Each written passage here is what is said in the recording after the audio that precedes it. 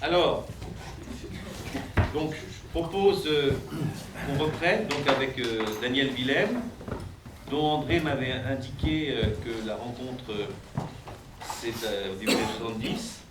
On l'a mis aussi à la charnière de la fin de l'époque française et belge, et puis du retour en Suisse.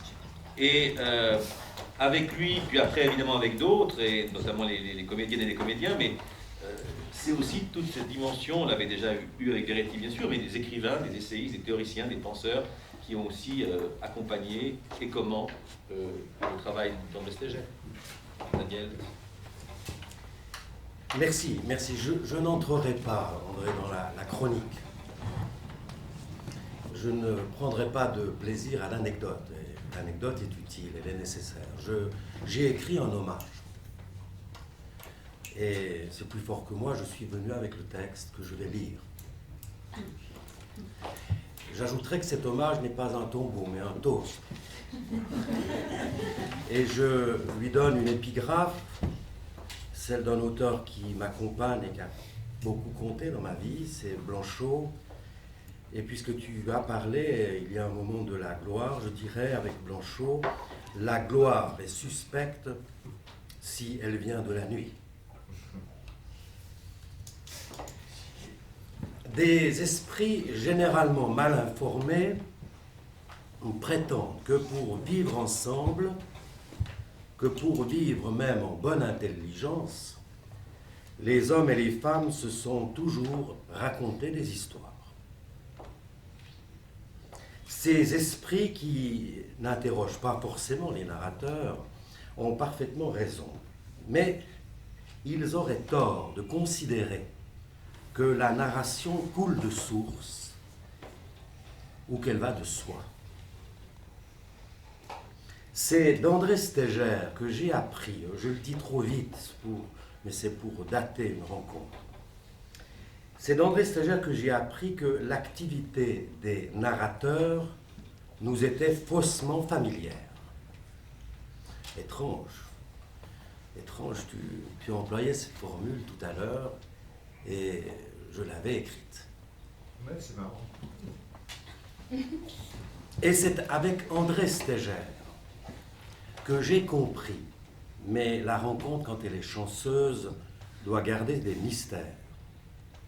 C'est avec André Stégel que j'ai compris que ce qui intéresse les narrateurs depuis la nuit des temps n'était pas et ne peut pas être ce qui nous aide à vivre ensemble. Cet intérêt immémorial, à vrai dire, porte un nom, c'est le nom que l'on donne à ce qui mérite d'être dit. Bref, c'est l'un des sens du mot légende, c'est la fable dont le théâtre parle et dont les gens de théâtre parleront encore aussi longtemps que la vie ordinaire aura besoin d'être tirée hors d'elle par l'héroïsme, par l'exploit ou par le forfait. Le fabuleux, qui est au centre, me semble-t-il, de ton travail, le fabuleux est certes introuvable dans la plupart des narrations, lues dans les romans et vues sur les scènes et les écrans. Mais les contemporains conservent la mémoire des récits exemplaires. On se souvient des récits marqués par une touche d'impossible qui avait la force de ravir et d'envoûter. On cherche vainement, d'où la détresse aujourd'hui des gens de théâtre, on cherche vainement dans les fictions populaires et dans celles qui deviennent populistes, un mixte de fabuleux et d'exemplaires.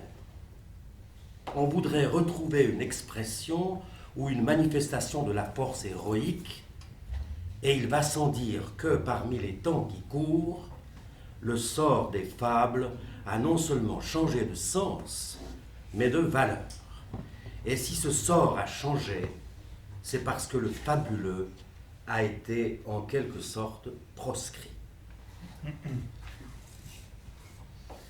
Je voudrais dire, en songeant à ton travail, André, je voudrais dire que les exploits des héros mythiques qui ont été longtemps des actions exemplaires et inimitables, sont devenues un jour inconvenantes.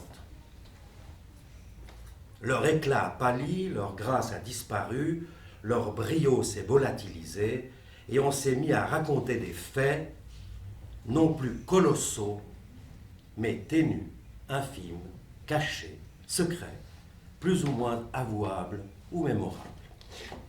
Jadis, on affabulait ce qui paraissait extraordinaire, quelle que soit sa valeur sublime ou son caractère dérisoire. Naguère, on a chassé l'impossible qui justifiait les fables, et depuis 3 siècles, on a remplacé la fable par la fiction. Et aujourd'hui, c'est pourquoi ton travail est si important, parce qu'il s'appuie sur le fabuleux. Et aujourd'hui, les fictions prolifèrent. Des narrateurs venus de partout remuent les mêmes histoires d'amour, de crimes, de pouvoir, d'argent, de famille, de naissance et de mort. Les lecteurs et les spectateurs recueillent des aveux, des déclarations, des confidences, des confessions et le reste. Les images que les narrations intimes fabriquent au quotidien passent et repassent dans la médiasphère. Et les médias, comme leur nom nous l'indique et nous le rappelle, remettent sans cesse les destinataires de la récitation générale au milieu, les médias, au milieu de la fiction, substituée à la fable. C'est pourquoi l'on se trompe. Et je crois qu'il faut toute la résistance d'un homme de théâtre pour comprendre et nous le faire comprendre. Pour comprendre quoi? C'est qu'on se trompe quand on rhabille le héros en personnage de roman. Car ce héros est sans qualité. Il ne renvoie pas à un sujet dont la vie, comme elle va, pourrait s'emparer. Il ne donne pas à sa prouesse le poids d'un drame, ou d'une intrigue, ou d'une anecdote. Il échappe nécessairement à toutes les histoires qui avancent par rebondissement, par péripéties, et qui progressent aussi longtemps que le personnage romanesque court à ses rendez-vous, en attendant sa mort sur papier, la scène ou l'écran. C'est pourquoi également l'on se trompe, et je dirais plus encore, lorsque l'on transforme le héros qui met un costume en aventurier. Le mythe héroïque bascule dans les mythologies contemporaines. C'est comme ça. On n'y pourra rien. Et ce héros, qui bascule dans les mythologies contemporaines, mêle le romanesque au jeu et au spectacle, c'est-à-dire aux restitutions de l'exploit inoubliable. Mais cette chute, ou cet abaissement, pourrait être évité. Et je voudrais que cet hommage participe de cela, cet espoir-là. Il pourrait être évité. Il suffirait, je rêve en pensant à tes travaux et à ton parcours, il suffirait de suivre l'avertissement de Cervantes, qui a mis un jour quelqu'un sur un cheval, non pas pour désespérer le héros lui-même, mais pour déniaiser son imitateur. Je vois ton travail sous cette leçon, car la leçon cervantine est imparable. Chacun devrait savoir que le monde des prouesses n'est pas le monde, ou n'est plus un monde. Chacun aurait dû prendre depuis longtemps la mesure de nos illusions. On n'imite pas le héros épique. On ne double pas le héros premier par un héros second qui serait un héritier. Ou alors on condamne la doublure à errer, à battre la campagne, à renverser les moulins, etc. Je n'insiste pas sur ces évidences. Je note seulement que la modernité de Cervantes, qui réfère les exploits, qui réécrit les victoires sans vainqueur ni vaincu. Je note donc que cette modernité est aussi une leçon, et même toute une école de résistance, de dérision, de sédition. André Steiger nous montre que le héros est exemplaire parce qu'il est inimitable. Et c'est bien ce que Cervantes essaie de montrer, de dévoiler. Il n'écrit pas une parodie, il n'écrit pas un pastiche, il fait du mythe héroïque une impasse romantique. Il révèle que le chevalier errant n'est pas un héros inatteignable, il affirme qu'il n'est pas un personnage bienséant ou vraisemblable, il prouve seulement que le nommé Don Quichotte est quelqu'un qui, à ses risques et périls, se prend pour un personnage de roman. Cette méprise que tu déconstruis si bien n'est en rien une prouesse digne d'Hercule ou d'Achille, d'Édipe ou de Roland. Mais c'est une méprise qui rend possible et même précipite la désillusion. S'il fallait parler de ta dialectique aujourd'hui, je dirais qu'elle est là. Il n'y a aucune folie à se porter candidat à l'héroïsme. Cela arrive tous les jours de frime ou d'hébétude. Mais il y a une folie littéraire, relevée par la fable théâtrale de toujours. Il y a une folie littéraire à montrer ce qui arrive quand celui qui agit soudain s'y croit ou se prend pour soi. Merci André. Merci.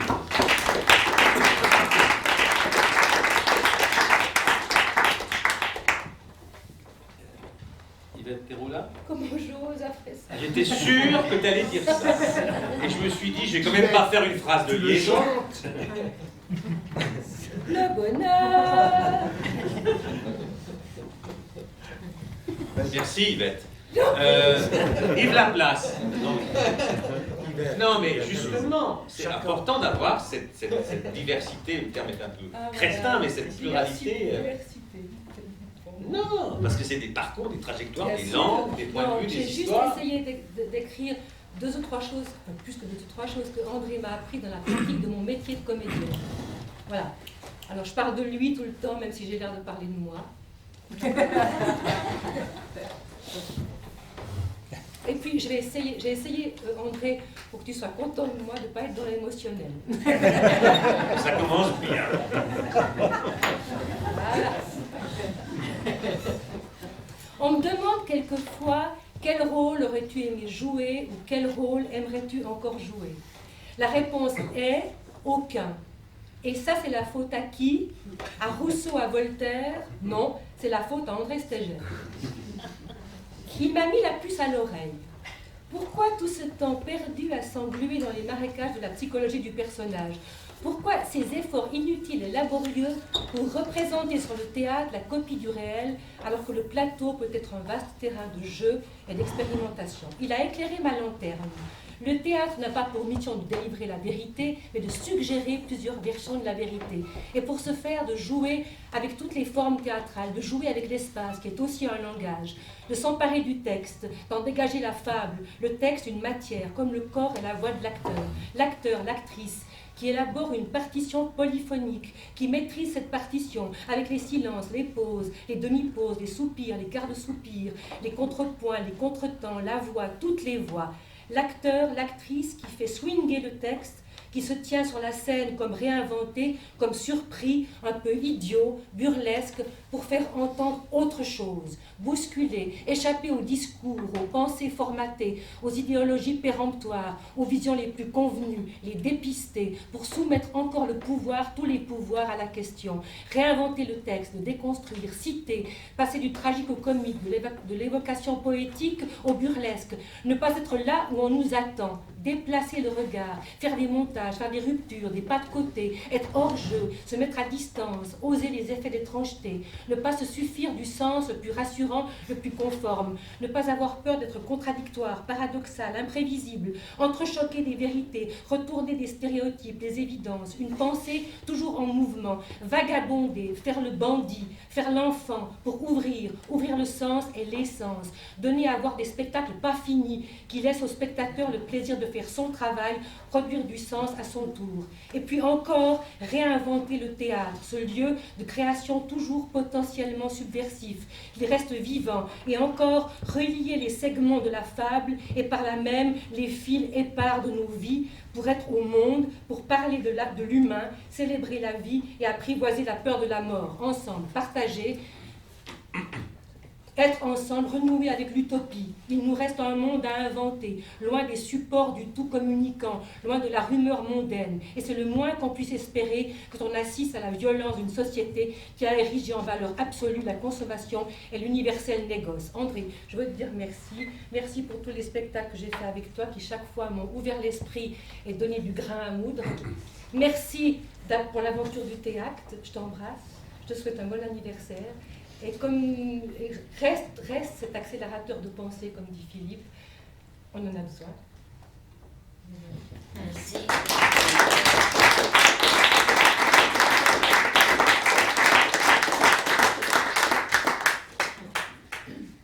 Alors, Yves Laplace, je fais juste une intro. Je me souviens, nous étions en 1978-79 et André Stégère travaillait dans un lieu dit le caveau, mais ça n'a rien à voir avec le caveau, c'est un centre d'union chrétienne, une autre forme de caveau. C'est prémonitoire. C'est quand même un lieu très actif à l'époque et dans lequel tu as été particulièrement actif. Et notamment tout le théâtre s'est fait là, en grande partie. Alors, je me souviens effectivement, moi je faisais un stage avec toi autour de Strindberg et il y avait 2 personnes et toi sur la terrasse de ce restaurant, le Casar, dont le père de Maurizio Giuliani qui tourne ici était à l'époque gérant, et André était là, il avait un double Corona, j'ai appris plus tard ce que ça voulait dire, et vous étiez avec des feuilles, des feuillets, et notamment Yves, je me souviens, je ne vous connaissais pas, et ça m'a étonné de savoir, comme j'avais bien compris que vous n'étiez pas des comédiens, pas des gens du théâtre a priori, qu'est-ce que vous pouvez bien faire avec Stégère et avec ces feuilles de papier écrites. Voilà. J'aimerais quand même préciser que tu as commis une erreur, un cuir d'interprétation. C'est pas un double corona, c'est un double corps ou nana. Bon, allez, passons. Alors après tout ça, moi je ne peux plus me lancer, je dois me risquer. Je remercie Philippe Lacaze-Dard de nous rappeler ma première ou l'une de mes premières rencontres avec André Stégère, car j'ai perdu le souvenir précis de cette première rencontre. Alors j'y vois quelques raisons probablement. D'une façon ou d'une autre, c'est certainement en effet Daniel Willem qui m'a présenté André Stégère. Mais j'ai l'impression de le connaître depuis toujours. C'est peut-être, si je me fais cette réflexion à l'instant, mais parce que j'ai toujours connu le crâne de mon père, je l'ai toujours connu dégarni. Mon père est né 3 ans avant André Stégère, et ils ont l'un et l'autre le même magnifique crâne dégarni depuis toujours, dans mon regard. Dans mon regard. Je sais bien que certaines photos démentent cette impression. Alors je reste dans cette note, d'ailleurs initiée par Philippe et ses anecdotes autour du caveau, pour dire que je conserve dans mes archives lettres, manuscrits, coupures de presse, négatifs de tirage argentique. Je conserve donc toutes ces archives dans 2 tours circulaires à classeur d'une hauteur de 2,50 m, d'emploi certain, naguère acquise assez récemment dans un magasin du bureautique à grande surface. Ces tours qui frôlent le plafond menacent le plancher d'effondrement. En proche ami, vraiment très proche d'ailleurs, aujourd'hui, me disait, voici 3 ou 4 ans, qu'elles étaient magnifiques et que je devrais me faire enterrer avec. J'ai pris la mesure de cette proposition très récemment, l'autre jour, 17 octobre 2008, en découvrant l'impressionnant livre des morts égyptiens qu'expose à Colonie la fondation Martin Bodmer, qui fait l'orgueil secret, sinon clandestin, de notre cité protestante. Pourquoi est-ce que je parle de ces archives? Parce qu'elles m'ont été bien sûr dans grand secours pour retrouver les traces de ma rencontre avec André Stégère, parce que dans ses archives, il y a des coupures de presse, des articles publiés à l'époque dans les journaux auxquels je collaborais, très jeune critique de théâtre et puis bientôt de littérature. C'était des journaux disparus dans notre siècle, La Voix ouvrière, Construire, certains 24 heures qui je crois subsistent quelque part du côté d'Eli Presse.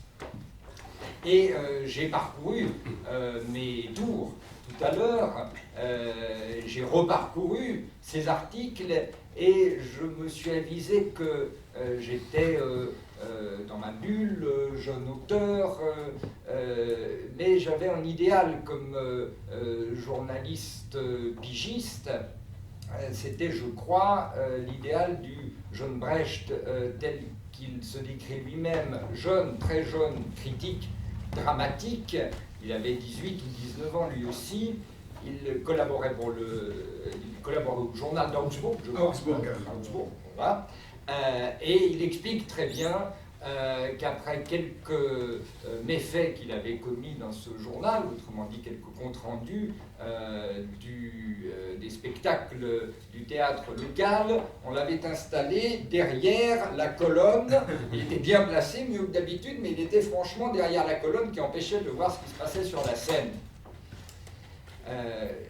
Eh bien, j'avais cet idéal, donc j'écrivais des articles diversement inspirés et résolument outrecuidants, mais j'assume, on me pardonnait à l'époque, cette posture, je l'assume aujourd'hui, et relisant ces articles, j'ai découvert ou redécouvert un certain nombre de choses que j'avais pu écrire sur les mises en scène d'André, mais surtout j'ai redécouvert certains de nos échanges, puisque je me laissais traverser déjà par des enseignements, par des voix, et que André a été en maître, comme la mienne ici même.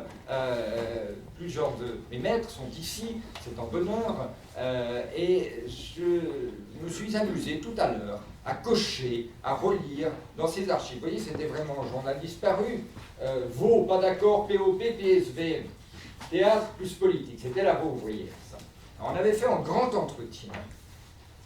J'avais titré une performance, ça s'appelait Théâtre plus politique. Il y avait des photos très belles du théâtre du Parvis, d'une mise en scène. Qu'est-ce que c'était, André? Il y avait à la fois le Mesure pour mesure de Shakespeare et une représentation sous le Second Empire, les 30 millions de gladiateurs. Voilà, alors une représentation sous la Troisième République. Voilà, et puis tu les avais légendés. Nous avions à l'acte 1 la convention du théâtre de boulevard, c'était plus ou moins lisible dans les photographies. À l'acte 2, expressionnisme. Acte 3, réalisme psychologique. Acte 4, burlesque et déconstruction. Alors, c'était en 1978, j'avais exactement 20 ans. Je te présentais donc ainsi. André Stégère est un homme de théâtre qui entend convier son travail au questionnement politique. Double question, adressée d'abord à la société, aux formes qu'elle privilégie, adressée ensuite au théâtre, inscrit dans la cité, aux formes qui y prévalent, à la forme qu'il y faudrait. C'est, on le lit, une performance, à voir. Façon de parachever l'entreprise théâtrale dans la mise en jeu d'une forme, la mise hors jeu d'une autre, au prix d'un effort athlétique, celui d'un combattant engagé dans les jeux solennels, revêtu des formes requises d'une lutte de genre. Cette lutte des genres, quelle scène idéale, quelle autre scène, en ferait-elle son pari en connaissance de cause? Quelle troupe idéale y prendrait-elle parti? Voici les réponses de Stégère. Réponse orale, il restera plus tard à les écrire. Réponse transcrite pour l'heure. Je vais, André, te citer. Et citer quelques-unes des réponses que tu faisais. Alors, je ne vais pas lire tout l'article, mais 2 ou 3 passages, et peut-être que tu y reconnaîtras ta voix, mais elle n'a pas forcément... elle n'est pas altérée, assurément, et je ne sais pas si tu dirais les choses aujourd'hui très, très différemment, mais relisant cela, en 2 passages m'ont paru parlants, justement. celui-ci par exemple. Le plus grand reproche qu'on fait au type de théâtre que je propose, c'est que c'est du théâtre intellectuel. Oui, c'en est tant mieux, car ce serait nous méconnaître nous-mêmes que de dire que nous ne sommes pas des intellectuels qui travaillons sur les idées. C'est notre matière. Ceux qui disent c'est intellectuel mais ce n'est pas matériel sont justement du côté de l'idéalisme. L'écrivain utilise une matière, le peintre aussi, ce n'est pas parce qu'ils sont intellectuels comme définition sociale qu'ils ne sont pas des intellectuels matérialistes. Il faut revendiquer à tout prix la matérialité du travail intellectuel et ne pas dire que mon métallurgiste qui travaillerait bien sûr le fer, moi je travaille le fer, ah non moi je ne travaille pas le fer, moi je travaille le bois. C'était un premier extrait. Un deuxième, au sujet du théâtre populaire. Le théâtre populaire, on sait depuis longtemps que ça n'existe pas dans la conception dominante. Pardon, ça n'existe pas. Dans la conception dominante, le théâtre populaire serait un théâtre écuménique. Tout le monde se réunirait dans une grande communion. Ce n'est pas un théâtre de la contradiction. Brecht dit, le seul théâtre qui gagne, c'est le théâtre qui divise la salle. Le théâtre dit populaire prétend, il faut que tout le monde prenne son pied en même temps, etc. Ce qui m'intéresse, c'est un théâtre où le peuple vient, mais dans la représentation qu'il entend donner de lui-même, consciemment ou inconsciemment. Tout le monde n'est pas forcé d'aimer le théâtre, ni le cinéma, la pêche à la ligne, le football ou le rugby. Plus il y a de monde, mieux c'est, mais il ne faut pas virer dans un prosélytisme à tout crin, ou alors il faut rendre le théâtre obligatoire comme l'enseignement.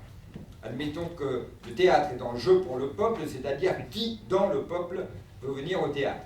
Malheureusement, il y a un problème d'ordre social, c'est que la bourgeoisie a trusté le théâtre pendant de longues années, parce que les conditions de travail et les conditions économiques qui sont faites aux travailleurs sont telles qu'ils ne s'intéressent peu au théâtre.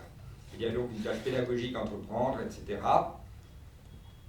Tout propos que nous avons commenté, qui ont fourni la matière de notre dialogue, et je dois dire qu'au cours des années, je ne sais pas trop si j'ai été pour André et avec lui d'abord en élève, ensuite en auteur que tu lisais. Je crois qu'André doit être dans cette salle de sol à avoir tous les manuscrits que je lui ai soumis il y a quelques mois encore. Et de les avoir lus.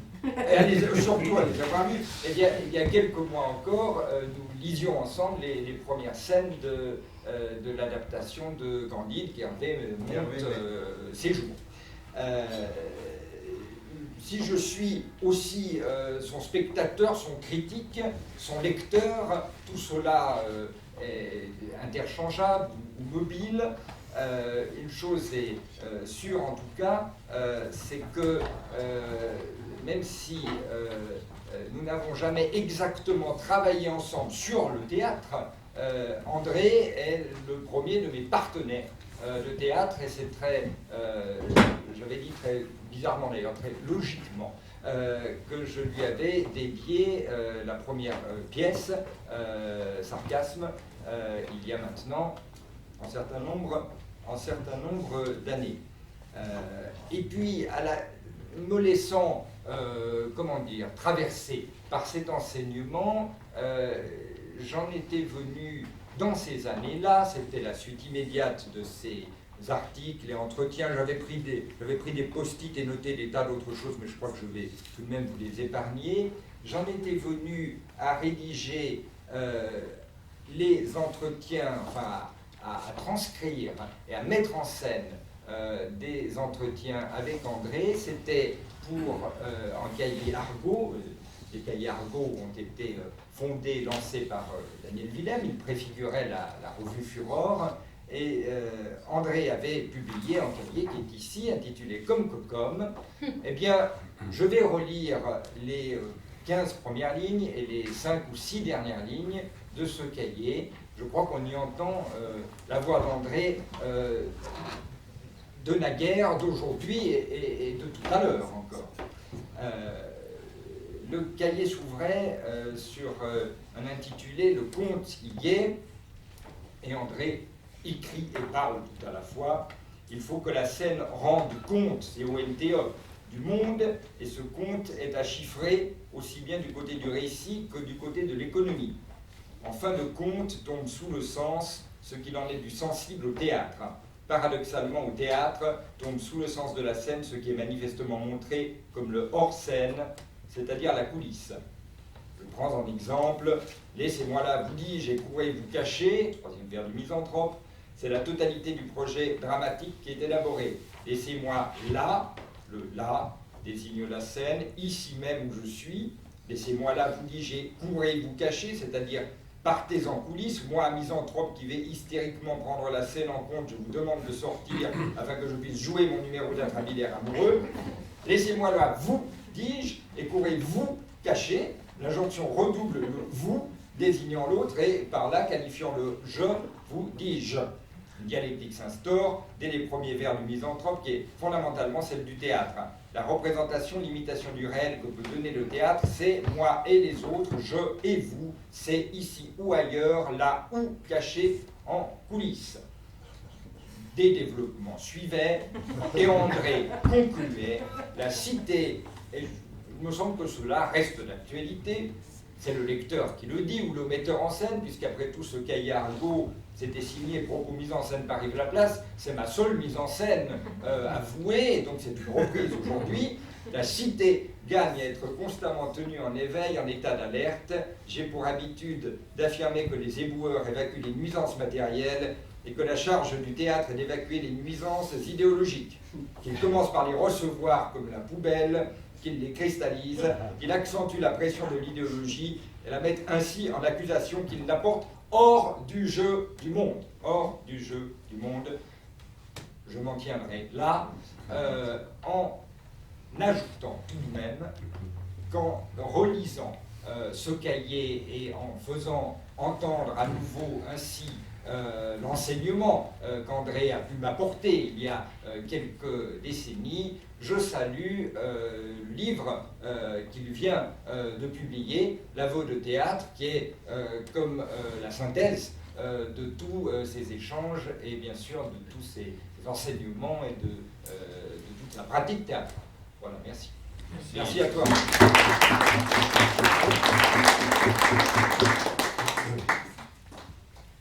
Ce livre, nous avons prévu à celles et ceux qui ne l'ont pas encore, évidemment de l'offrir. Donc, vous pouvez en acheter un deuxième exemplaire. Un qui vous est destiné, évidemment. Et à ceux qui en ont déjà acheté un, aussi. C'est pas juste. Voilà. Après ces calculs spécieux, je passe la parole à Hervé Wachmol, ancien élève de l'école du Théâtre National de Strasbourg, mais à une époque, si je ne m'abuse, où déjà André était de retour en Suisse. Et donc, qui, si j'ai bien compris, a rencontré, c'est pour la chronique, a rencontré André plutôt en Suisse qu'à cette époque. Pour Hamlet. Pardon. Pour Hamlet. Hamlet. Je ne reviens pas que tu es venu voir Hamlet. C'est là qu'on s'est vu pour la première fois. C'est vrai. Vous savez, Mais tu sais pourquoi ça va bien là? C'est parce que je fume et que le tabac interdit l'Alzheimer. C'est le seul remède à l'Alzheimer. Le Là, tabac. tu me couillonnes, qu'est-ce que tu veux que je dise après ça, moi? C'est comme il va. Je sais que tu parles très Tu as des bien. ressources. Oui, c'est vrai. Bon. Je sais que tu parles très bien, tu as une bombe être.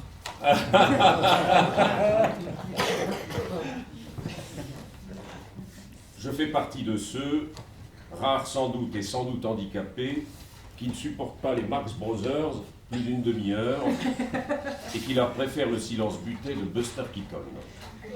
Les Marx provoquent très rapidement en moi une fatigue physique, un épuisement.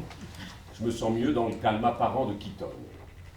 C'est dire la distance qu'il m'a fallu franchir pour travailler avec André.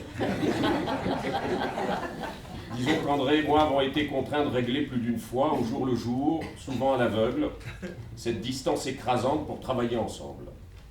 Ce sont peut-être ces infinis ajustements qui nous ont permis, depuis plus de 30 ans, de passer du temps ensemble, d'élaborer des travaux en commun et d'établir une forme de complicité paradoxale. La distance. C'est donc de distance qu'il me faut ici parler. Des écarts, différences et contradictions qui m'ont profondément attaché séparé d'André à propos du jeu de l'acteur, de l'incarnation, de l'image, de la mise en scène et du théâtre en général. Je suis souvent resté incrédule, c'est le cas de le dire, en le voyant systématiquement inscrire des écarts entre les éléments constitutifs du théâtre à l'intérieur de chacun d'eux. Assistant, je n'entendais parler que du couple signifiant-signifié, très célèbre à l'époque, auquel je ne comprenais, à franchement parler, pas grand-chose. Pour ma part, j'établissais un lien entre le mot et la chose, entre la chose et sa représentation, entre la représentation et le monde. Je faisais du legato sans le savoir au moment où dominait la rupture. Le lien causal que j'établissais était difficile à dire, à circonscrire, à saisir, encore plus difficile à définir ou à comprendre, mais il me semblait fondamental, solide, inaltérable. Et ce lien exigeait de notre part un éclaircissement. C'est du moins ce que je croyais à l'époque où j'ai rencontré André. J'étais marxiste, tendance lumière, et n'en suis jamais vraiment sorti.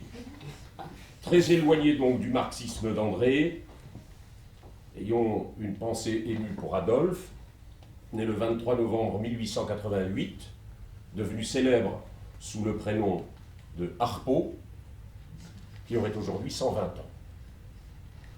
Pour André, en tout cas, quand je l'ai connu, cette relation entre le mot et la chose, si elle existait, devait être détruite, défaite, décomposée, puis composée autrement, recomposée, reformulée, disait André. Qu'André ait eu raison, c'est une évidence pour moi aujourd'hui, comme ça l'était déjà plus ou moins à ce moment-là. Je comprenais sa démarche, je l'approuvais, mais ne pouvais m'en accommoder, y adhérer sensiblement. Et surtout, je ne pouvais admettre qu'on ne cherche pas, moi spectateur, mon adhésion. J'étais troublé, heurté, choqué, mal à l'aise par les mises en scène d'André, dans le moment même où j'étais en accord avec elle. J'étais écartelé en me demandant pourquoi écarteler les images, les bruits, les voix, les placements, les déplacements, le jeu, là où, me semblait-il, notre effort devait porter sur une clarification des rapports, là où il aurait fallu les éclairer, les comprendre, donc révéler leur liaison naturelle, essentielle ou fondamentale comme on voudra. La lecture des linguistes de Barthes et de Lacan ne m'a pas beaucoup aidé, ou pas immédiatement. Je suis resté avec mon incrédulité, ou plus exactement avec mes questions. J'ai pensé et pense encore qu'André avait raison sur ce point fondamental. Cette distance, cet écart, disait au fond, ou d'abord, le théâtre comme monde séparé, le théâtre comme séparation. Il disait la séparation elle-même. Nous connaissons tous son refus de la fusion et du fusionnel, sa haine du psychologisme comme forme achevée du fusionnel et de la confusion, artistique et politique. La distanciation est pour lui, et sans doute pour moi aussi, le geste artistique et politique qui affirme la séparation, et garantit ainsi une relation joyeuse et forte au monde et à l'enfance. Le monde d'André, celui de l'enfant qui s'en va, se sépare, grandit, advient et transforme le monde. La distance est chez André une forme d'hommage rendu à la séparation comme processus de constitution du sujet. Je profite de l'occasion pour rappeler que Jules Verne aurait aujourd'hui 180 ans. C'est donc à juste titre, mais j'ai eu du mal à l'admettre, qu'André peut rapprocher son travail du théâtre de la cruauté et invoquer Artaud parlant des Marx, dans une note de 1932 consacrée à Animal Crackers et à Monkey Business. Je cite Artaud. La qualité poétique d'un film comme Animal Crackers pourrait répondre à la définition de l'humour si ce mot n'avait depuis longtemps perdu son sens de libération intégrale, de déchirement de toute réalité de l'esprit. Pour comprendre l'originalité puissante, totale, définitive, absolue, je n'exagère pas, j'essaie simplement de définir, et tant pis si l'enthousiasme m'entraîne, c'est Artaud qui parle, d'un film comme Animal Crackers, et par moments, en tout cas dans toute la partie de la fin, comme Monkey Business, il faudrait ajouter à l'humour la notion d'un quelque chose d'inquiétant et de tragique, d'une fatalité, ni heureuse ni malheureuse, mais pénible à formuler, qui se glisserait derrière lui comme la révélation d'une maladie atroce sur un profil d'une absolue beauté. Si les Américains, à l'esprit de qui ce genre de film appartient, ne veulent entendre ces films qu'humoristiquement, et en matière d'humour ne se tiennent jamais que sur les marges faciles et comiques de la signification de ce mot, c'est tant pis pour eux. Mais cela ne nous empêchera pas de considérer la fin de Monkey Business comme un hymne à l'anarchie et à la révolte intégrale, cette fin qui met le braiement d'un veau au même rang intellectuel et lui attribue la même qualité de douleur lucide qu'au cri d'une femme qui a peur, cette fin où dans les ténèbres d'une grange sale, deux valets ravisseurs triturent comme il leur plaît les épaules nues de la fille de leur maître et traitent d'égal à égal avec le maître désemparé, tout cela au milieu de l'ébriété intellectuelle, elle aussi, des pirouettes des Marx Brothers. C'est toujours Artaud qui parle. Et le triomphe de tout cela est dans la sorte d'exaltation à la fois visuelle et sonore que tous ces événements prennent dans les ténèbres, dans le degré de vibration auquel ils atteignent, et dans la sorte d'inquiétude puissante que leur rassemblement finit par projeter dans l'esprit. Fin de citation. La distance est cruauté chez André, mais elle n'a rien du détachement désinvolte ou de l'indifférence. Au contraire, la déliaison est une bonne séparation, généreuse et ouverte, respectueuse et contagieuse. C'est une contagion de la liberté. André a toujours rendu les gens libres. Le monde représenté par André est un monde qui dit la séparation joyeuse, quitte à pousser les choses jusqu'à leur déliaison complète, jusqu'à la joie un peu folle de casser le jouet du monde. Il y a là du laïque chez André et un anarchisme, comme dit Artaud, radical. Je profite de l'occasion pour célébrer le 112e anniversaire d'Antonin Artaud. Mettre en scène André. Je n'ai pas été acteur chez André ou si peu. Je n'ai pas été son élève ni son épigone. J'ai été son spectateur. C'est la deuxième idée qu'il m'a aidé à comprendre. Il m'a fallu du temps pour admettre que c'était cette position, celle du spectateur, du metteur en scène, que j'apprenais auprès, loin de lui. Celle du spectateur qui sort de la représentation avec des interrogations renouvelées, renforcées, mais sans apaisement ni consolation. Spectateur ou regardeur d'André, je n'ai pas été son assistant, je ne l'ai pas assisté, je ne lui ai apporté aucune assistance, aucune aide. Je l'ai même plutôt embarrassé, gêné. J'ai seulement assisté à des répétitions et régulièrement vidé les cendriers. J'ai été assis à côté de lui et j'ai tenté de comprendre, mesurer son regard sur le monde et ainsi établir le mien. Plus tard, il m'est même arrivé de me glisser en cachette dans des théâtres pour assister à ces répétitions. Je pense en particulier à un Molière à la Comédie de Genève, en cachette, parce qu'il y avait sur le plateau des comédiens qui n'auraient pas apprécié ma présence, pour regarder. Regarder quoi? À première vue, je venais essayer de comprendre comment il parvenait à faire ce que j'étais et suis toujours incapable de faire. Une mise en place précise, rapide, efficace, claire et structurante.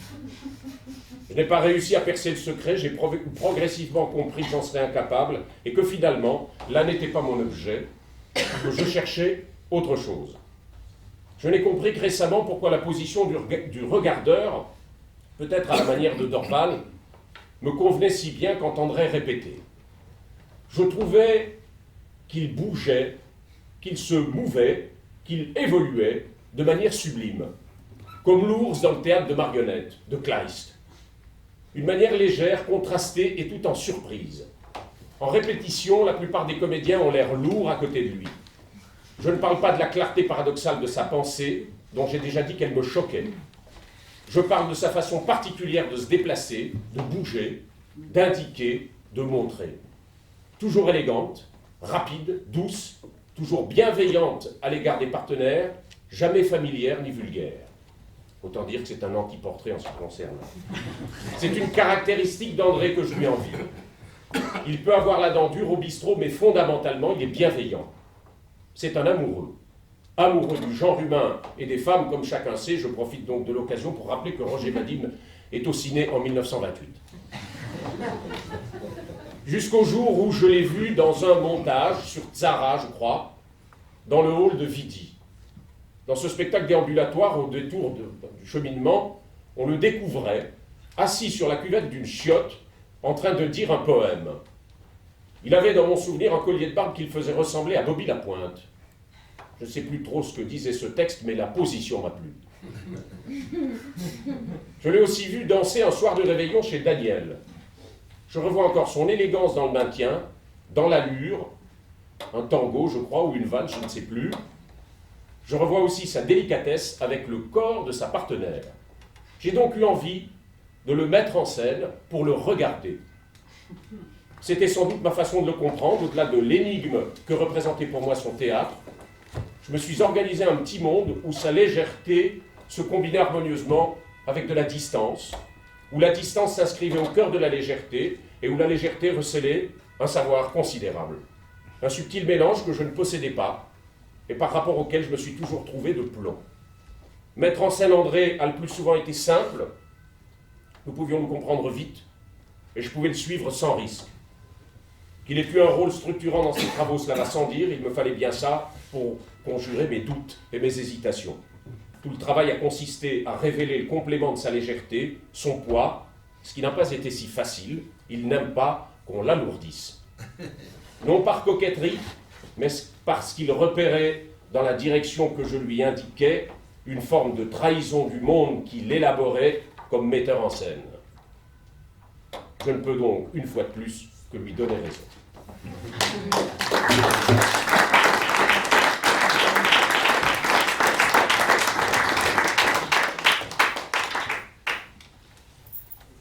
Sans faire ni de chronique, ni trop de psychologie ou de psychologisme, je dirais qu'André Stégère m'a permis le mimétisme.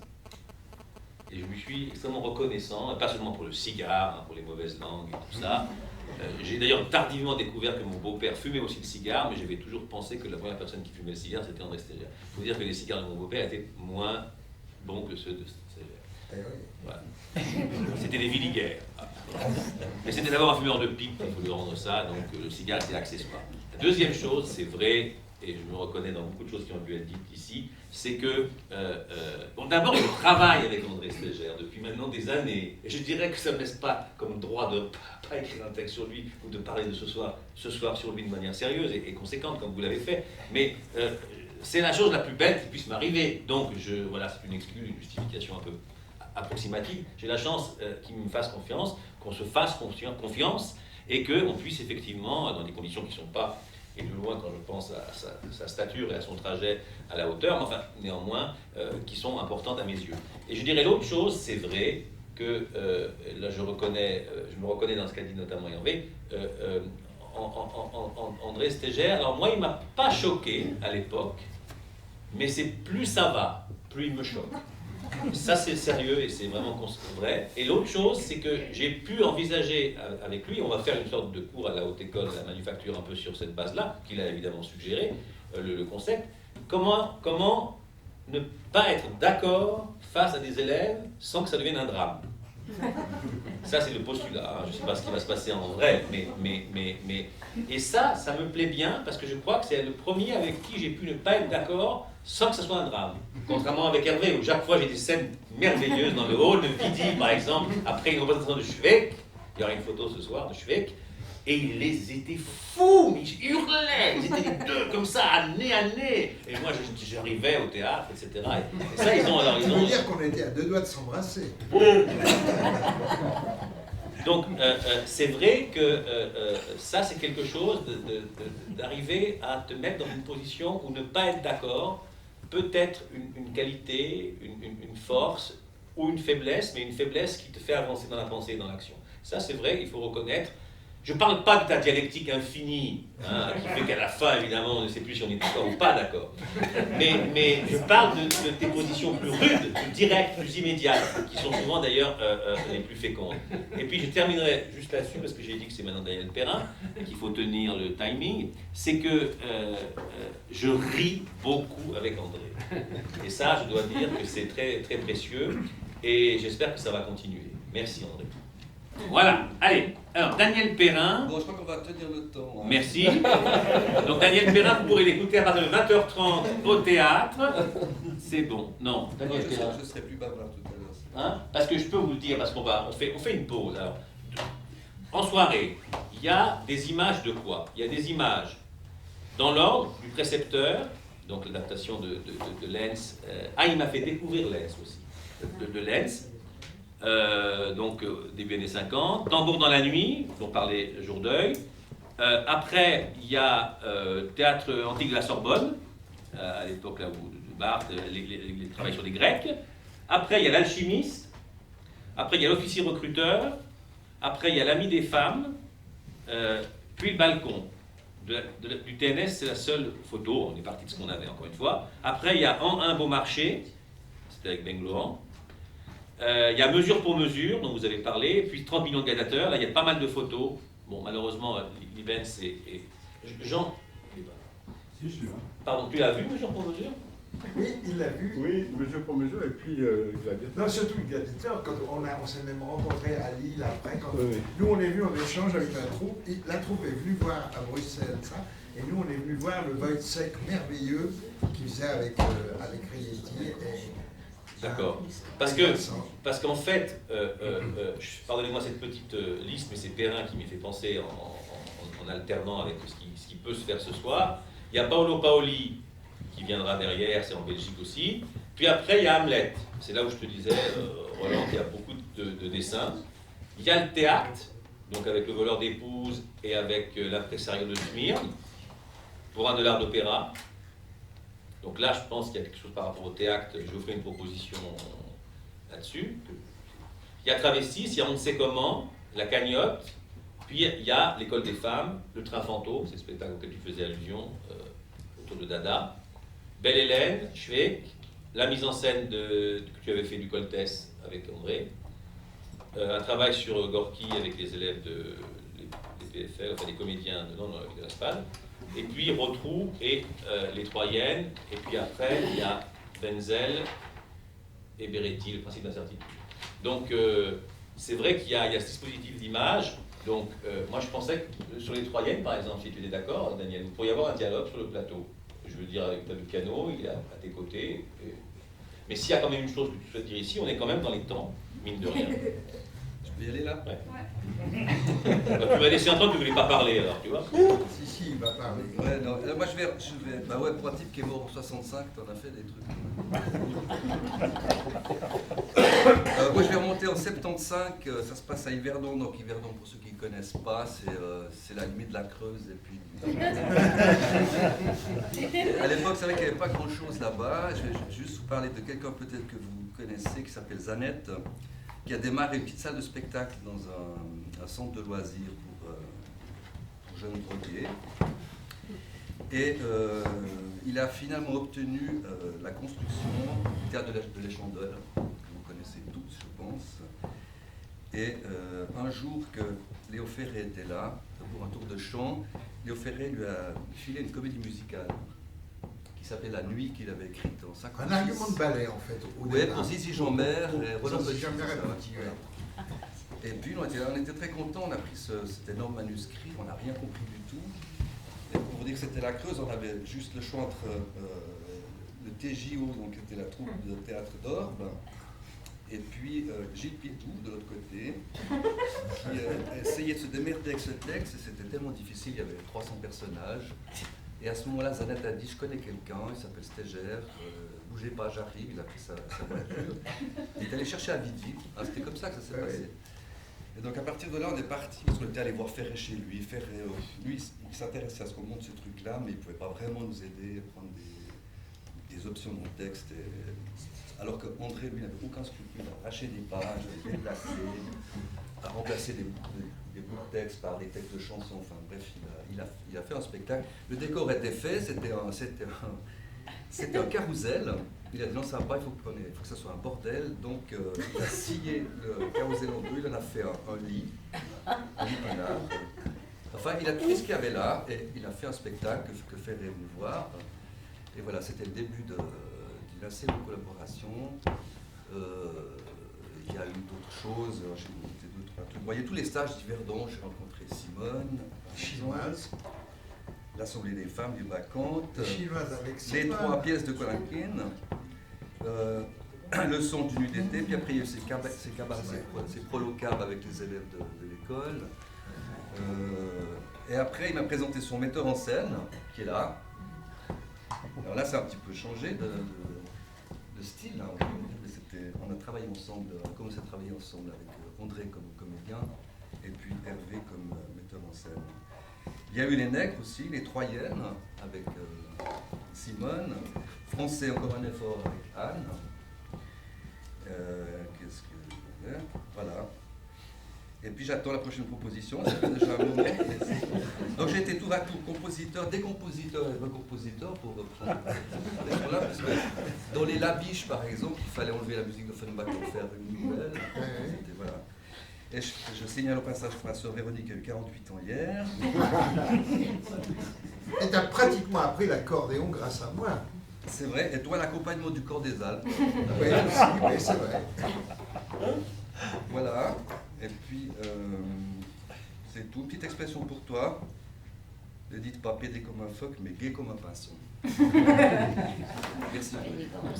Je dirais une chose, ce qui m'a ému, c'est quand j'ai vu, avec Léo à côté de moi, le spectacle, j'ai vu un enfant à côté de moi. Le rapport de Léo Ferré avec les enfants était formidable. J'ai vu un enfant à côté de moi, et pendant tout le spectacle, où j'avais tout réécrit, à part les chansons, quoi, mais il était à côté de moi, et il me disait, c'est moi qui ai écrit ça. C'était génial.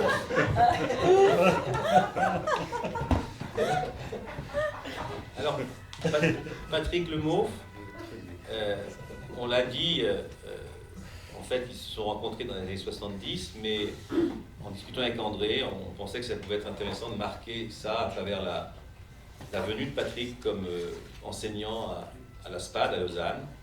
Mais effectivement, c'est une histoire qui, là aussi, part de Strasbourg, semble-t-il. Effectivement, la première fois, quand j'ai rencontré André, bon, moi je sortais pratiquement de la puberté, c'était à Avignon, et puis il s'était transformé en attaché de presse. On était venu voir un spectacle qu'on avait fait avec l'attroupement, et vraiment, c'est toi qui as fait monter la recette. Parce que je crois qu'à la conférence de presse, il n'y avait personne, à la première, il y avait 2 personnes, donc je n'étais pas parti pour avoir un grand succès. Et puis, bon, moi j'ai découvert André, comme ça. Je ne comprenais pas très bien ce qu'il racontait, mais je sentais que c'était bon pour nous. Un petit peu comme l'huile sur la salade, sans que ça lui fait du bien. Donc, bon, je regardais ça, et il y avait des gens qui parlaient de ce qu'on faisait. Bon. Et après, on s'est revu, il m'a invité à Lausanne à faire un stage avec les élèves, là où j'ai fait un stage sur le roi Lear, où je faisais un peu les débuts comme ça en pédagogie. Et c'était bien, j'avais un peu l'impression d'une personne gentille et d'une très grande liberté. Et c'est marrant parce que en écoutant comme ça, je me disais, tiens, si André, on devait le définir par un tableau, je me disais, tiens, il faudrait prendre le tableau de Magritte, qui s'appelle « Ceci n'est pas une pipe ».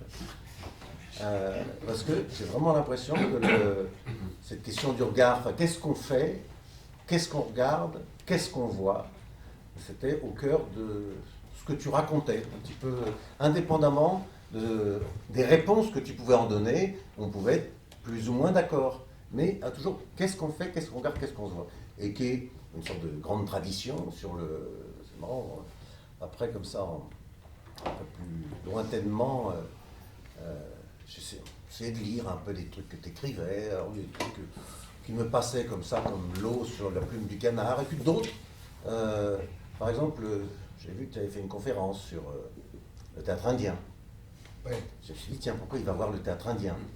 C'est quoi? Est-ce que c'est parce que l'énergie, Et en fait, à un moment, tu cites Patanjali, avec son traité de grammaire, qui a aussi écrit un traité de médecine et un traité de yoga. Et puis c'est marrant, parce que cette question du regard, elle est vraiment permanente, puisque, par exemple, dans les Yoga Sutras de Patanjali, il y a un moment très particulier, où il s'inspire du Samkhya Karika, où il parle d'une chose qui est au cœur du théâtre indien, même si on a l'impression que c'est un théâtre traditionnel, c'est la question du regard, puisque, comme ça, même si ce n'est pas du tout les mêmes concepts que les nôtres, puis à ce titre, on ne peut pas vraiment les transférer, mais il dit le monde, à l'intérieur même d'une personne, il y a deux choses. Il y a le Purusha, que en sanskrit on traduit par l'habitant de la cité, de la place forte, et sa particularité c'est d'être absolument libre. Et puis il y a la Prakriti, c'est-à-dire c'est nous, c'est même nos pensées, même notre mental, comme si le regard n'était pas uniquement de l'ordre du commentaire, mais il allait gîter ailleurs. C'est-à-dire tout ce qu'on fait, manger, dormir, penser, rêver, c'est de la matière. Mais simplement, cette matière, sa fonction, c'est de danser devant le Purusha. Et le Purusha ne peut vivre sans que la Prakriti danse devant lui. Et je me suis dit, tiens, ça, même si c'est pas le même logement que l'esprit critique ou l'esprit du regard, je me dis, cette question du regard est vraiment là au cœur de ce que tu fais. Et moi, c'est ce que tu m'as transmis comme ça. Et non pas en termes... Parce que moi, je suis un garçon un peu distrait. C'est-à-dire, quand on me raconte des trucs comme ça, je sens... J'écoute un peu. Puis, je sens qu'il y a des choses qui accrochent, d'autres un peu moins. C'est-à-dire au sens où, dès que j'ai l'impression que ça ne m'aide pas à vivre, ça glisse sur moi. C'est-à-dire, si j'ai pas l'impression que ça augmente ma capacité de vie, ça glisse, j'écoute, et puis je me dis, mais ça intéresse des gens, mais c'est... alors des fois, je n'ose pas dire que ça... Mais parce que ça n'a pas de fonction à l'intérieur. Bon. Et cette espèce de constante que tu as comme ça sur le regard, se dire qu'à l'intérieur même de la personne, il y a quelque chose de séparé. Il y a quelque chose qui regarde, il y a quelque chose qui fait, mais jamais dans l'ordre où on le croit. Au même titre qu'il n'y a pas la théorie et la pratique. Ça, c'est une idée. Le tissu est beaucoup plus mêlé, ça. Donc, d'où vient cette énergie? Et du coup, j'avais envie de t'offrir un petit texte, de te lire un petit texte, en cadeau. Je suis dans les temps? Il n'y a pas de temps ici. Et c'est un grand. c'est un texte qui s'appelle Genius. Si tu le connais, je ne te le lis pas. D'Agamben. Les Latins nommaient Genius le dieu auquel chaque homme se trouve confié au moment de sa naissance. L'étymologie est transparente et reste encore visible dans la proximité de génie et d'engendrer. Que Genius ait eu quelque chose à voir avec engendrer apparaît d'ailleurs évident si l'on pense que pour les Latins, l'objet génial par excellence était le lit, genialis lectus, parce que c'est là que s'accomplit l'acte de la génération. De là que le jour de la naissance était consacré à Genius. C'est pourquoi nous le nommons encore Génécliaque, malgré l'odieuse ritournelle anglo-saxonne, désormais inévitable. Les cadeaux et les banquets avec lesquels nous célébrons les anniversaires constituent un souvenir de la fête et des sacrifices que les familles romaines offraient au Genius le jour de sa naissance de l'un de leurs membres. Horace évoque le vin pur, le cochon de lait de 2 mois, l'agneau immolé, c'est-à-dire arrosé de la source du sacrifice, mais il semble qu'à l'origine, il n'y avait que de l'encens, du vin et de délicieuses fougasses au miel, parce que Genius, le dieu qui préside à la naissance, n'aimait pas les sacrifices sanglants. Il se nomme mon génie parce qu'il m'a engendré. Mais cela ne suffit pas. Genius n'était pas simplement la personnification de l'énergie sexuelle. Certes, chaque homme avait son Genius et chaque femme sa Junon, qui manifestaient tous deux la fécondité qui engendre la vie et la perpétue. Mais comme il résulte avec évidence du terme ingenium, qui indique la somme des qualités physiques et morales qui sont innées chez celui qui voit le jour, Genius était en quelque sorte la divination de la personne, le principe qui gouverne et qui exprime la totalité de son existence. C'est pourquoi ce n'est pas le pubis, mais le front qui était consacré à Genius. Et le geste de porter la main au front que nous accomplissons presque sans nous en apercevoir dans les moments de désarroi, quand il nous semble que nous nous sommes comme oubliés nous-mêmes, rappelle le geste rituel du culte de Genius. Et puisque ce Dieu est en un certain sens celui qui nous est le plus intimement attaché, il est nécessaire de l'apaiser et d'attirer ses bonnes grâces pour chaque aspect et à chaque moment de notre vie. Une expression latine exprime à merveille le rapport secret que chacun d'entre nous doit savoir entretenir avec son genius. Indulgere genio. Il faut consentir à son genius, s'abandonner à lui. Nous devons lui céder tout ce qu'il nous demande, parce que ses exigences sont les nôtres, son bonheur notre bonheur. Quand bien même ses prétentions, nos prétentions, pourraient sembler déraisonnables et capricieuses, il est bon de les accepter sans discuter. Si pour écrire vous avez besoin, s'il a besoin de ce papier jaunâtre, de ce stylo spécial, s'il faut précisément cette lumière pâle qui tombe de votre gauche, il est inutile de se dire que tout stylo, quel qu'il soit, fera l'affaire et que tout papier comme toute lumière sont bons. S'il ne vaut pas la peine de vivre sans cette chemise de lin céleste, et par pitié, surtout pas la blanche avec son petit col d'employé, si on se sent bien qu'on ne peut pas s'en sortir sans ces cigarettes longues au papier noir, il ne sert à rien de se répéter qu'il n'y a là que des manies et qu'il serait temps finalement d'y mettre bon ordre. Genium tuum defraudere, frauder son propre génie, signifie en latin s'empoisonner la vie. Se faire du tort. Genialis, génial, en revanche, cette vie qui éloigne le regard de la mort et répond sans embâge à l'élan du génie qui l'a engendré. Mais ce Dieu si intime et si personnel est aussi ce qui en nous est le plus impersonnel, la personnalisation de ce qui, en nous, nous dépasse et nous excède. Genius est notre vie, en ce qu'elle ne trouve pas en nous son origine, mais que nous trouvons la nôtre en elle. S'il semble s'identifier à nous, ce n'est que pour se révéler tout de suite, après, comme plus que nous, pour nous montrer que nous sommes plus ou moins que nous-mêmes. Comprendre la conception de l'homme renfermé dans Genius signifie comprendre que l'homme n'est pas seulement moi et conscience individuelle, mais que, de sa naissance jusqu'à sa mort, il cohabite avec un élément impersonnel et pré-individuel. C'est donc dire que l'homme est un seul être à deux phases qui résulte de la dialectique compliquée entre une partie qui n'est pas encore individuée et vécue et une partie déjà marquée par le destin et l'expérience individuelle. Mais cette partie impersonnelle et non individuée n'est pas un passé chronologique que nous avons laissé derrière nous, une bonne fois pour toutes, et que nous pouvons éventuellement nous rappeler par la mémoire. Elle est toujours présente en nous, avec nous, et inséparable de nous, dans le bien comme dans le mal. Le visage adolescent de Genius et ses longues ailes frémissantes signifient qu'il ne connaît pas le temps, que nous le sentons frissonner au plus près de nous, en nous, comme lorsque nous étions petits, respirer et battre à nos tempes fébriles comme un présent immémorial. Voilà pourquoi l'anniversaire ne peut pas être la commémoration d'un jour passé, mais, comme chaque fête véritable, abolition du temps, épiphanie et présence de Genius. C'est cette présence inadmissible, qui veut dire qu'il ne peut pas se perdre, c'est un terme théologique. C'est cette présence inadmissible qui nous empêche de nous refermer sur une identité substantielle, c'est Genius, qui défait la prétention du moi à se suffire à soi seul. Je te laisserai lire la suite. Oui, merci. Merci. Bravo.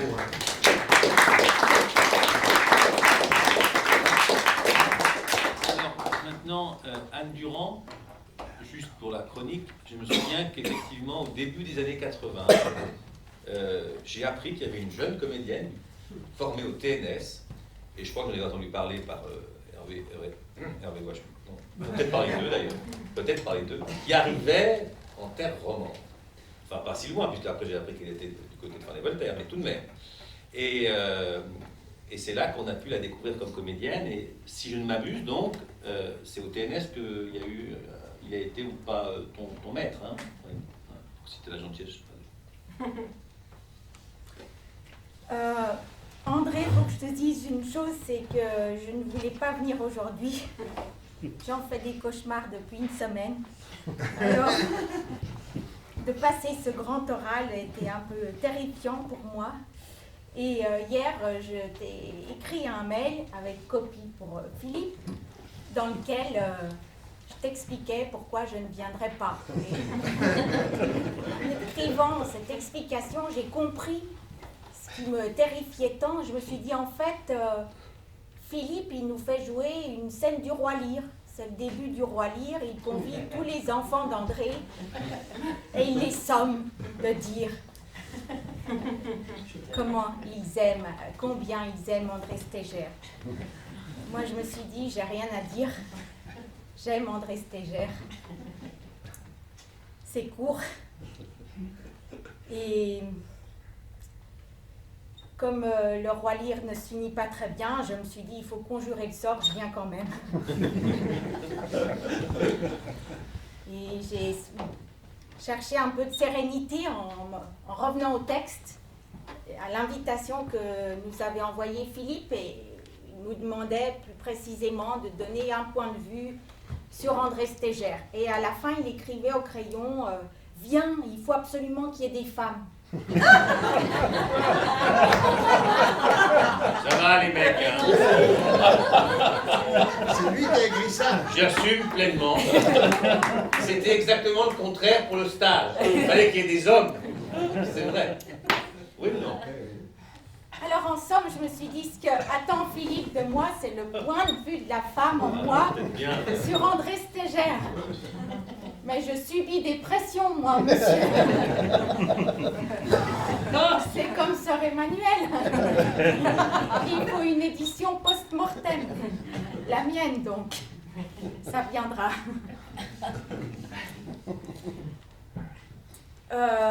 Plus sérieusement, André, tu as été un maître essentiel pour moi. Et l'autre jour, il n'y a pas longtemps, j'ai entendu l'hommage qu'a rendu Hannah Arendt à Heidegger à l'occasion de son 80e anniversaire. Et si tu me pardonnes cette allusion à ce personnage controversé, je rappellerai qu'elle a dit que ça avait été pour elle un grand maître, parce que ça n'avait pas été un maître à penser, mais un maître qui lui avait donné à penser. Et je me suis dit, ben voilà, c'est une définition d'André. Il nous a non seulement transmis son savoir, mais son savoir-faire, mais surtout les outils pour atteindre ce savoir. Et c'est aussi un handicap aujourd'hui être rangé dans la catégorie des comédiens dits intellectuels. C'est déjà mettre le pied au purgatoire des emmerdeurs. Et c'est pas facile tous les jours, mais je ne regrette rien, car si je peux conclure par une phrase de Voltaire, il dit à la fin d'un conte, oui en ce moment, comme tu sais, on répète Candide, donc je lis un peu de Voltaire, et il dit à la fin d'un de ses contes, je ne trouvais personne qui voulut... j'ai noté quelque part. Il faut que tu apprennes ton texte. Ouais. Je ne connais personne qui voulut accepter le marché de devenir imbécile pour devenir content.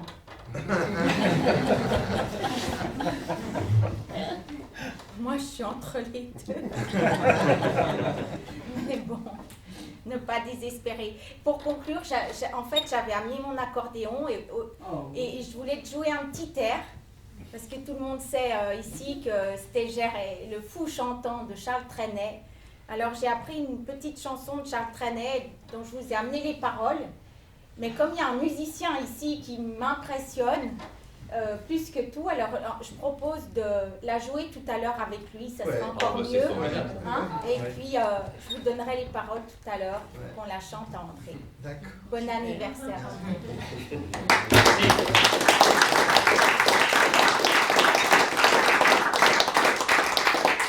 Je ne savais pas expressément pourquoi, mais je crois que j'avais pressenti que c'était vraiment pas simple que tu viennes ici, et je suis très heureux et très touché que tu sois venu, malgré mes accroches sincères, par ailleurs. Alors, ben voilà. Simone Audemars, aussi, je suis heureux parce qu'elle est en pleine représentation d'un spectacle, qu'elle ait pu se libérer. Et je suis un peu touché parce qu'effectivement Simone a fait partie, avec sa compagnie de l'Organo, des 4 premières compagnies qui ont travaillé ici. Et ils ont notamment, lors de leur 2e production, fait un diptyque autour de Kreller d'un côté et Octobre de l'autre. Stéger mettait en scène d'un côté, tu mettais en scène d'un autre côté. Et j'ai gardé un souvenir troublant et troublé, mais en même temps un très beau souvenir de cette expérience où Kaiser était remis en fait en jeu à travers votre double regard. Voilà. Ça c'est juste pour l'anecdote gervaisienne. Et je rappelle au passage, puisqu'on en est là, que le spectacle Ping-Pong où Jean Jourdeuil a été dramaturge, d'Adamov, avec Perrier et Thévenot, s'est joué ici en tournée. C'est une des premières tournées françaises d'André ici dans les années 60. Voilà. Mais revenons à toi Simone, merci d'être là. Moi je suis comme Anne. J'ai passé 15 jours épouvantables. J'ai cru que tu ne viendrais pas. Alors toi j'étais sûr que tu viendrais. 15 jours de cauchemar absolu. J'ai rêvé de séparation, de rupture, d'abandon, de suicide même. T'en fais un peu là. Je te jure que non. Et finalement, j'ai touché quelques mots que je vais te lire. Alors, c'est assez simple au début parce que comme je passais à la fin, je peux dire plein de choses sur, je pensais qu'elles allaient être dites, puis finalement, qui ont été dites. Et oui, c'est à moi qu'incombe la responsabilité de mettre un terme provisoire à ce roman théâtral. C'est facile, hein, parce que lourde tâche, tant d'interventions pertinentes et profondes ont été échangées à propos de ton trajet unique. Tous ces témoignages me font penser à toutes les personnes qui t'ont connu, aimé et accompagné et qui ont disparu. C'est le lot du grand âge. J'imagine combien elles auraient aimé, elles aussi, apporter une pièce au grand manteau d'arlequin que nous tissons pour toi ce soir. C'est donc à moi maintenant de prendre la parole pour témoigner à mon tour de ce qui me lie à toi depuis un quart de siècle. Du respect, de la reconnaissance, de l'admiration, une grande amitié, de l'agacement parfois, beaucoup de tendresse enfin. Le premier spectacle, l'un des tout premiers spectacles auxquels j'ai assisté, j'ai une image. C'était le Volpone, que tu avais monté à midi, je crois, dans une scénographie de Roland et une adaptation de Beretti. Et une adaptation, je ne le savais pas. C'est l'image de, peut-être que je fantasme, c'est l'image de Roger Gentilly sur un lit. Est-ce qu'il y avait de la fourrure sur le lit? Ondulant curieusement du bassin. Ça m'avait beaucoup troublé. Je dirais. Il devait être là, mais il joue. Mais la première fois que nous nous sommes rencontrés, c'était en décembre 82, dans le local peu engageant de la rue Curtin, à Lausanne, une des salles dévolues à l'ERAD, l'école romande d'art dramatique, devenue plus tard la SPAD, et dont tu devins le doyen en 84, après Martine, qui t'avait à ce moment-là demandé d'intervenir et d'enseigner à l'ERAD. Merci. Je passais une épreuve de fin de stage et ma prestation n'avait pas dû être convaincante, puisque tu avais laissé entendre devant l'ensemble du corps enseignant que ce métier n'était peut-être pas fait pour moi. Je détestais ce jour-là. Dès le début de l'année 83, tu te mis à partager ton savoir dans le cadre de cours théoriques donnés aux jeunes étudiants que nous étions alors. Ton vocabulaire, tes références représentaient une terra incognita pour un grand nombre d'entre nous. C'est à cette période que tu abordas la notion de la nécessité pour un élève de choisir un maître. Le temps a démontré que je me suis laissé séduire quand bien même, à cette époque, je m'étais juré que tu ne serais jamais le mien. 4 stages en ta compagnie ont ponctué ma formation et m'ont sensibilisé aux spécificités de ton enseignement. Il est indispensable de rappeler combien ton arrivée a approfondi la formation qui était alors proposée à Lausanne. La pratique théâtrale y a été dès lors abordée comme un acte réfléchi, sensé, sensible, au-delà du tout émotionnel. Une pratique construite sur une analyse profonde des textes et des conditions de leur production et sur les enjeux qui s'en dégageaient. Et c'est pendant cette période que nous avons appris à mieux nous connaître. La liberté qui se dégageait de ton enseignement, l'absence de propos rédhibitoires sur les possibilités expressives de chacun m'ont permis de progresser à mon rythme. Il faut du temps pour saisir toutes les subtilités de l'art théâtral, pour mûrir, pour advenir à soi-même. Grâce à ta délicatesse, à ton humour, j'ai osé produire du jeu sans crainte. Et on s'est bien amusé.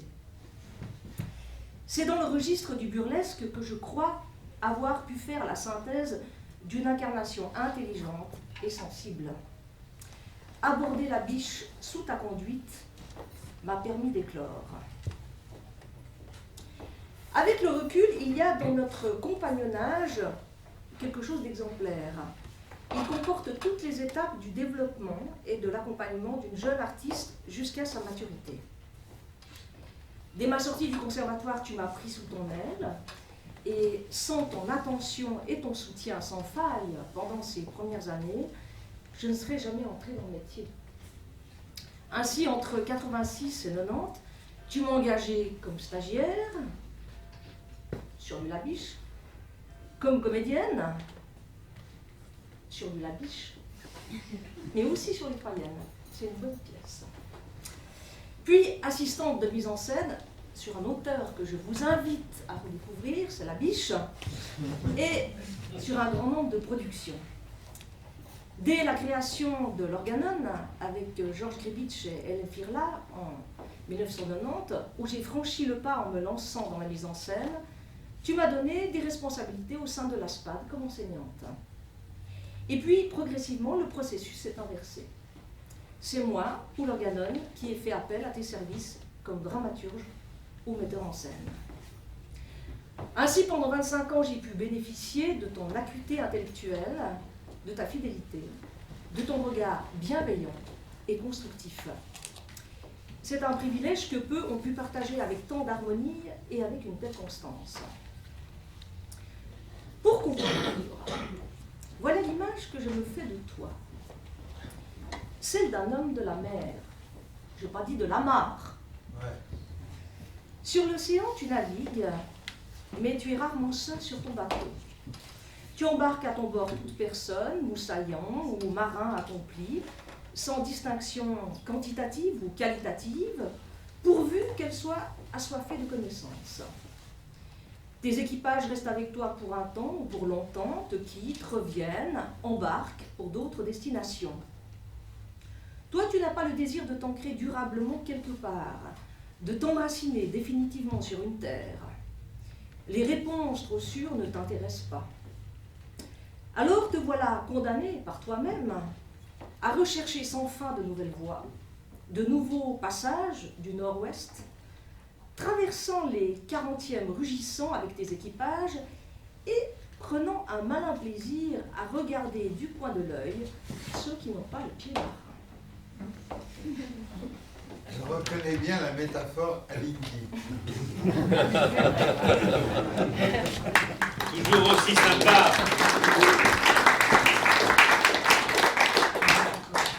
Voilà, écoutez, je suis absolument pétrifié d'admiration et de reconnaissance vis-à-vis de vous, parce qu'il est 18h.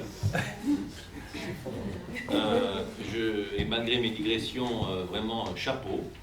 On ne peut pas clore une chose pareille. D'une part, c'est pas fini, il y a une deuxième partie ce soir. Je me dois quand même de vous en dire 2 mots. J'ai essayé de le faire de manière un peu indirecte jusqu'à présent. Maintenant, il va falloir le droit au but. Jusqu'à maintenant, on était dans l'horaire Non, c'est une prolongation. Non, disons. Alors, d'une part, il y a un repas qui vous est servi, si vous le souhaitez, un repas chaud, au théâtre dit Théâtre en Rond, donc au troisième étage, à 19h. Ça fait un peu, c'est ce que j'ai appelé le repas ou le souper ou le dîner Rousseauville, quoi, parce que c'est vrai que c'est un peu tôt. Enfin, Rousseau peut-être dîner plus tard, mais c'est une vacherie de plus vis-à-vis de quelqu'un que j'aime beaucoup. Donc 19h, parce que la deuxième partie commence à 20h30. Et dans cette deuxième partie, voilà comment elle se présente. Il y a là aussi deux temps. Le premier temps, c'est une sorte d'exergue de 5 minutes d'extrait des entretiens qu'on a eu avec André et que Maurizio Giuliani a tourné et qui peuvent en quelque sorte lancer un peu la soirée. Et puis, tout se passe devant l'écran, puisqu'il y aura des images qui seront projetées. Donc, à l'avant-scène, le proscenium est assez important, c'est 3 mètres, 3,50 m. À Jardin, il y aura André qui sera là en quelque sorte dans l'image, assis à une table avec quelques chaises. Et puis, à Court, il y aura Daniel Thérin, que je remercie vraiment d'avoir relevé ce défi comme ça, parce que c'est vrai que c'est un peu pas à brûle pour point, mais on en parle depuis un certain temps, mais tout de même, il faut le faire maintenant. Donc d'accompagner, si tu veux bien, on prendra un petit moment peut-être pour en parler, mais pas trop, cette affaire d'articulation musique André.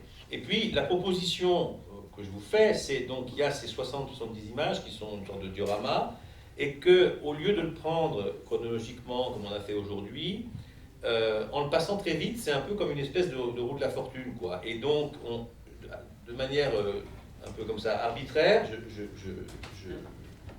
signalerai un arrêt, et il y aura une image, ou une série d'images quand il y en a plusieurs sur le même spectacle, et à ce moment-là, André et moi-même, si vous êtes d'accord, on invitera certains d'entre vous sur ce que je viens d'évoquer. Donc je pense que, Jacques Fournier, si vous êtes d'accord, mais ça risque d'arriver pas forcément au début. Enfin, l'alchimiste, l'époque de... Enfin, la photo qu'on a, nous, c'est l'alchimiste, mais c'est un point de départ par rapport à la réflexion sur la descente à l'eau, que vous avez fait avec André entre la Creuse et le Jura. Non, mais qu'il a fait Strasbourg après aussi. Ah, bien sûr, avec un témoignage de Michel Deutsch, qui m'a dit, il est parti, il m'a raconté une chose, je ne sais pas si c'est vrai, alors je vous le dirai après. Je pense qu'il y a un autre bloc possible, évidemment, c'est le TNS, et là il faudrait voir ce que vous en pensez, Michel et Jean-Louis, par rapport avec Dominique, à 3, vous pourriez faire quelque chose qui pourrait être intéressant sur le TNS. Non, bien sûr, attends, et je réserve autre chose par rapport à Anne, hein, mais c'est pas strict non plus. Il y aurait le théâtre, alors là, je pense que ça vaut la peine, surtout quand on voit l'état du théâtre quand même par ici, et sans vouloir être trop pédant, mais enfin, ce que vous avez fait quand même au théâtre, c'est important juste que ce soit raconté, je veux dire. Ursula Petzold, qui n'est pas là, m'a dit que c'était la plus belle époque, non seulement comme administratrice, mais ça rejoint ce que disait André, mais comme actante et actrice d'un travail théâtral qu'elle n'ait jamais fait, et vécu et éprouvé. Donc je pense de parler du théâtre. Donc là on a l'annulateur, on a d'autres images. Toujours je pense que c'est Gironès. Il y aurait aussi, ce que je pensais, si vous êtes d'accord, Hervé, Anne, Simone, il y aurait autour du Coltès, de l'école des femmes, je dirais comment travailler, j'ai compris, ça n'a pas été ton maître au sens qu'on dit, mais quand même, comment travailler avec Stégère après avoir eu, disons, un certain type de rapport antécédent, soit comme assistant, soit puis dans le cadre des spectacles, donc comme comédien, Stégère comédien en l'occurrence, hein, et vous aussi, comme ça. Si Jean est d'accord, moi je trouve qu'il y a 2 photos, bon, je crois que tu as vu, je n'ai pas compris si tu as vu Tambour dans la nuit, toi, finalement. Non. Excuse-moi, je ne peux pas te... Non, pardonne-moi. J'étais trop petit. Non, pardonne-moi. Non, pardonne-moi. Mais je me dis... J'habite à côté j'ai habité à côté de l'agent de la BNP. Et toutes les informations. Donc, je me disais que sur Brecht, s'il pouvait y avoir un petit moment entre vous, à partir du précepteur et de Tambour dans la nuit, si tu es d'accord, si vous êtes d'accord d'un échange, au fond, c'est peut-être autant André que... Oui, non, mais là, je fais un... Hein? D'accord. Enfin, vous voyez le truc? Vous êtes d'accord avec ça?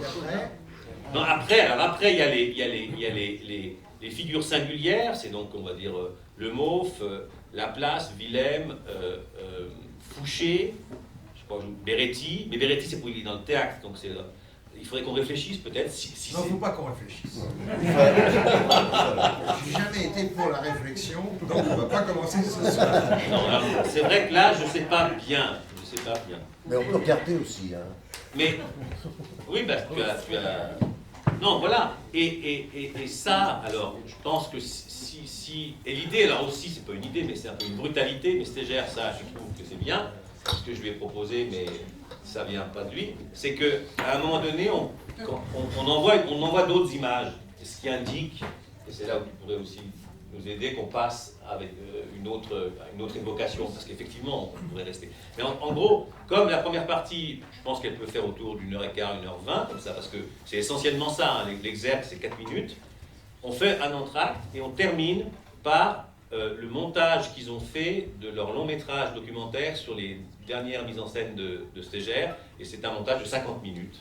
Ce qui fait que dans le plan, si jamais il y a un plan, c'est autour de 23h, comme ça qu'on terminerait. Voilà. Et la danse avec l'accordéon, c'est à quelle heure? Alors, ça, on va voir, je sais pas. Ça, c'est quand vous voulez. Non, mais on va voir, bien sûr. Voilà, en tout cas, vraiment un immense merci. Et puis, donc, je vous donne rendez-vous à 19h si vous voulez bien, parce que... Pour le repas. Ouais, d'accord. Ceci dit, ce que moi je... Non, une minute, juste, la tendance, pardonne-moi, la tendance. Il y a une exposition de photographie que je vous recommande énormément. Il va y avoir un petit télescopage, Maurizio, ne m'en veut pas trop, entre ce qu'on a annoncé et puis le fait qu'il y aura le repas. Vous le découvrirez par la suite, mais c'est à 19h30. Vraiment, sur les Stégères, ces dernières années, je trouve assez remarquable ce que Maurizio a fait. Et puis, tout ce qui est remboursement pour les voyages, merci, déjà, pour les gens qui viennent de loin ou de moins loin, enfin bref, on va le faire aussi au 3e, durant le repas. Voilà. Pour que vous puissiez payer le repas.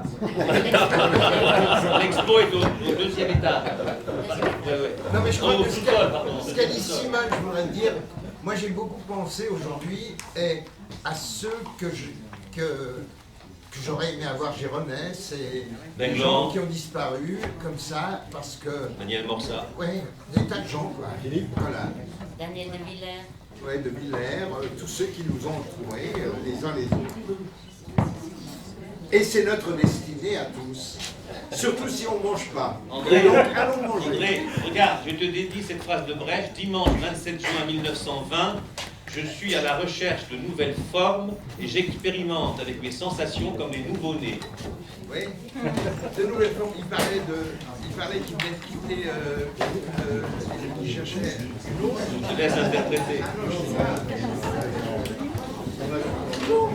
C'est lui le con, c'est lui le con.